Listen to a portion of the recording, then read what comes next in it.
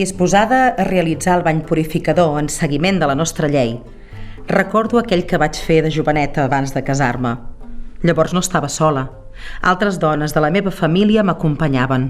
Em preparava per ser l'esposa de Bonestruc Josep, distingit prohom de l'Aljama, amb qui m'uniria en matrimoni per decisió de les nostres famílies, per tal de seguir el precepte del Senyor. Perquè el 6è dia de la creació del món ens digué: creixeu i multipliqueu-vos, i en la nostra descendència perviurien la història del nostre poble i les nostres creences. Com a bona jueva, conec la història del meu poble, les seves hores lluminoses, les seves hores fosques i la seva fe. Des de l'èxode d'Egipte, fa gairebé 3.000 anys, el nostre camí no sempre ha estat un camí desbrossat. En aquesta ciutat hem viscut temps molt bons, afavorits per la nostra relació amb el poder.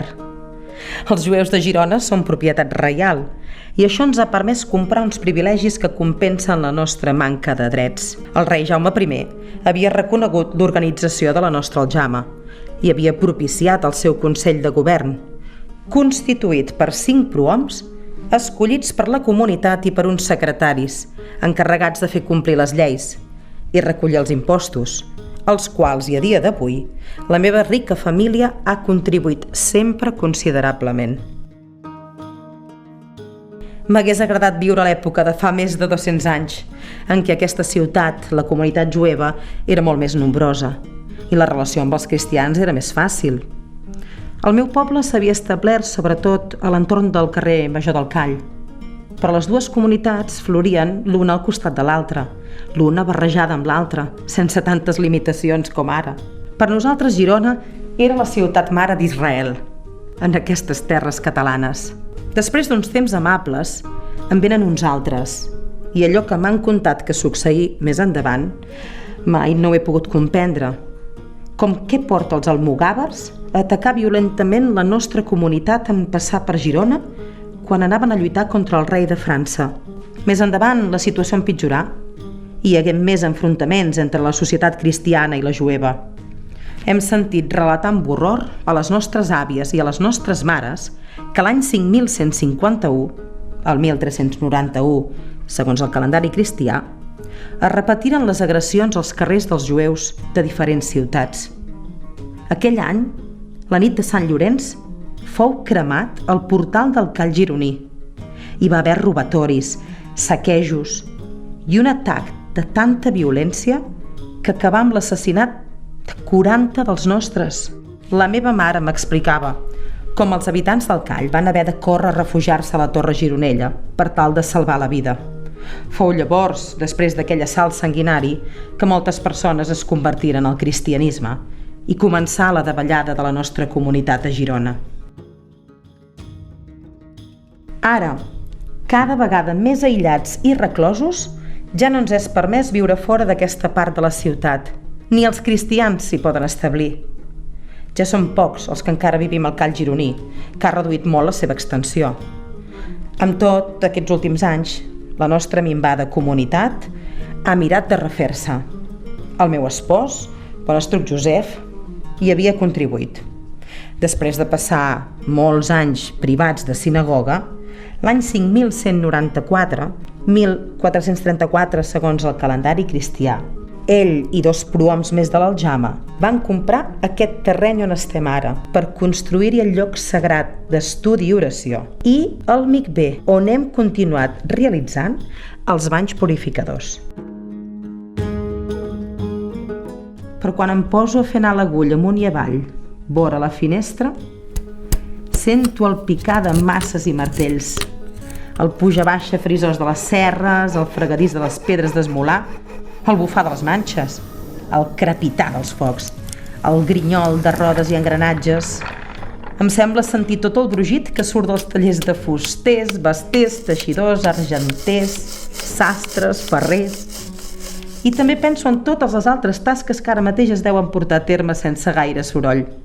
Preceptors, rabins, metges, estudiosos dels astres, filòsofs, talmudistes, savis de la llei, persones que ofereixen el seu saber i la seva ciència sovint també a la comunitat cristiana, que cada vegada més vol fer veure que prescindeix dels nostres serveis.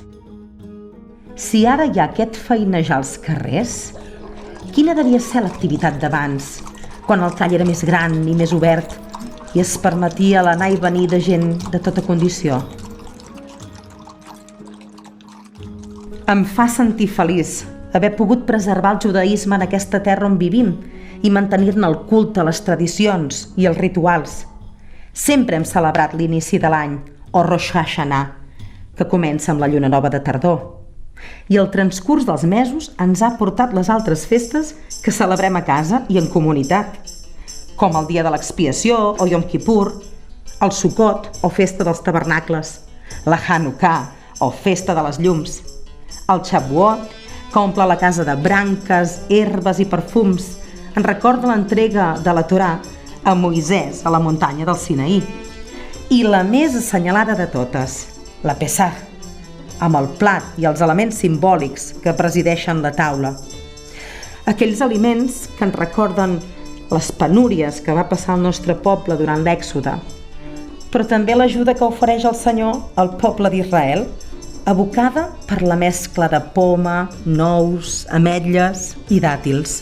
Durant el sopar hem llegit sempre l'Agadà, amb les seves belles il·lustracions que agraden tant a les meves filles. Jo vaig aprendre a llegir, no pas a la sinagoga com fan els nens, sinó a casa. La meva mare m'infongué el respecte per la Torà i em donà a conèixer el caminar del poble jueu sobre la terra. Jo m'he encarregat de fer el mateix amb les meves criatures. He dedicat la vida, doncs, a seguir allò que disposa la nostra llei per una dona, però m'hauria agradat escriure recomanacions i consells per tenir bona cura del nostre cos, com ara els que es recullen en l'antic llibre de mort de dones. Hi ha hagut molts metges jueus de renom reclamats per persones rellevants, però per una jueva exercir aquest ofici de manera pública no és tan senzill. Voldria seguir el camí de l'aigua, d'aquesta aigua del mikvé, que no només serveix per rentar el cos per fora de jueves i jueus en edat adulta, sinó per netejar la impuresa de l'ànima, la impuresa que es transmet. I ens cal procurar-nos una puresa que ens permeti la continuïtat de la vida jueva a la família i a la comunitat. I en el silenci i recolliment del mikvé, deixo que els dits de l'aigua se m'enredin als cabells. Tanco els ulls i dic un altre adéu al meu espòs, que fa temps que va marxar cap a la mansió eterna.